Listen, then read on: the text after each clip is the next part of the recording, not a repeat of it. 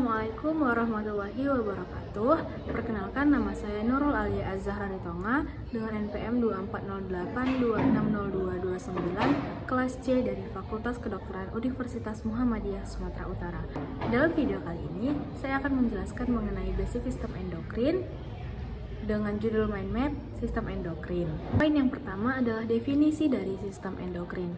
Sistem endokrin adalah kelenjar jaringan tanpa saluran yang menghasilkan dan melepaskan hormon ke dalam aliran darah yang fungsinya adalah mempengaruhi fungsi organ-organ lain di dalam tubuh. Poin yang kedua adalah fungsi dari sistem endokrin itu sendiri. Yang pertama adalah sebagai metabolisme, yang kedua sebagai pertumbuhan dan perkembangan, yang ketiga adalah sebagai homeostasis dalam tubuh atau keseimbangan tubuh, dan yang keempat adalah sebagai reproduksi, yang kelima sebagai respon stres, dan yang terakhir adalah sebagai sekresi hormon. Kelenjar endokrin adalah kelenjar yang menghasilkan hormon. Nah, apa sih hormon itu? Hormon adalah zat kimia yang dihasilkan oleh kelenjar endokrin yang disekresikan ke dalam aliran darah menuju organ atau jaringan target yang fungsinya adalah untuk mengatur berbagai fungsi tubuh. Nah, ngomongin tentang hormon, hormon itu ada regulasinya loh. Apa sih regulasi hormon itu? Regulasi hormon itu adalah proses tubuh dalam mengontrol jumlah, waktu, dan juga efek kerja dari si hormon tersebut. Biar apa dia dikontrol? Agar fungsi tubuh itu tetap seimbang dan sesuai dengan kebutuhan kita. Regulasi hormon itu ada dua. Yang pertama adalah umpan balik positif dan yang kedua adalah umpan balik negatif. Umpan balik positif itu adalah di mana mekanismenya atau cara kerjanya adalah memperkuat dan meningkatkan produksi hormon sampai tercapai suatu kejadian tertentu. Contohnya adalah persalinan. Nah, pada saat persalinan ini kepala bayi itu menekan leher rahim sehingga memicu hipotalamus untuk mengeluarkan oksitosin.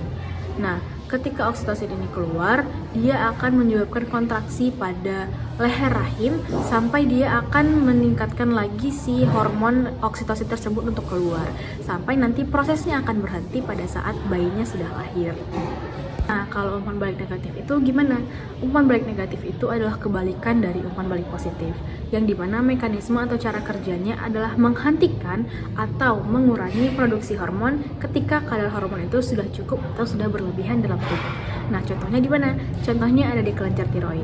Nanti hipotalamus akan merangsang pengeluaran hormon TRH atau thyroid releasing hormone, yang dimana hormon TRH ini akan memicu hipofisis untuk mengeluarkan TSH atau thyroid stimulating hormone. Thyroid stimulating hormone ini akan memicu lagi kelenjar tiroid untuk mengeluarkan hormon T3 dan T4, yang dimana hormon T3 dan T4 ini nantinya akan menghambat pengeluaran si TRH dan TSH tadi. Selanjutnya kita masuk ke anatomi sistem endokrin. Anatomi sistem endokrin ini organ-organnya itu ada di berbagai regio dalam tubuh. Yang pertama ada di regio kaput. Di regio kaput ini terdapat hipotalamus, hipofisis, dan glandula pineal yang terdapat di bagian posterior. Lalu di regio kolum ini terdapat kelenjar tiroid dan juga paratiroid. Nah, kelenjar tiroid dan paratiroid ini kelenjar paratiroid ini nanti akan berada di posteriornya kelenjar tiroid. Lalu yang ketiga ada di regio toraks. Regio toraks ini nanti terdapat timus yang berada di posterior dari tulang dada atau manubrium sterni. Lalu yang keempat ada di regio abdomen, di mana terdapat pankreas dan juga glandula suprarenal. Lalu yang terakhir ada di regio pelvis, yaitu ovarium di wanita dan juga testis di pria. Nah, karena sistem endokrin ini adalah sistem yang menghasilkan hormon, pastinya mereka akan menghasilkan hormonnya sendiri pada masing-masing organ. Yang pertama ada pada hipotalamus. Hipotalamus akan menghasilkan releasing hormon.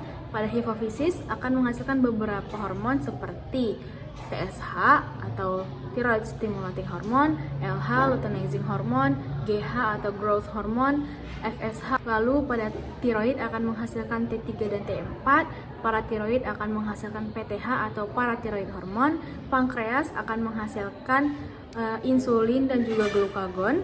Adrenal akan menghasilkan kortisol dan juga adrenalin. Di gonad atau pelvis akan menghasilkan estrogen dan juga testosteron. Lalu di glandula pineal akan menghasilkan melatonin.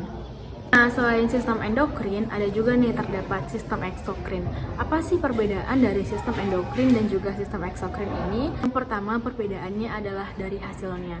Si sistem eksokrin ini dia akan menghasilkan enzim, keringat, sebum, sedangkan sistem endokrin akan menghasilkan hormon.